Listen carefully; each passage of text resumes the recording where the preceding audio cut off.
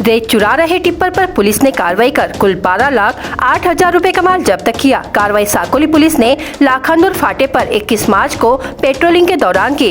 इस समय पुलिस ने खंडाला ग्राम निवासी टिप्पर मालिक जीवन मारुति चाचेरे उम्र 32 वर्ष तथा खंडाला ग्राम निवासी लालचंद किशन करंजेकर उम्र 40 वर्ष के खिलाफ मामला दर्ज किया है। साकोली पुलिस ने मंगलवार 21 मार्च को पेट्रोलिंग कर रही थी। इस दौरान लाखांदूर फाटे पर राष्ट्रीय महामार्ग क्रमांक 53 पर बोगदे के पास टिप्पर क्रमांक MH36 AA 7236 रेत की ढुलाई कर रहा था। पुलिस ने जब वाहन रोककर रेत वाहन के दस्तावेज मांगे तो चालक नहीं दे पाया। इस प्रकरण में साकोली पुलिस ने टिप्पर मालिक व चालक ऐसे 2 लोगों पर धारा 379, 109, 34 के तहत मामला दर्ज किया।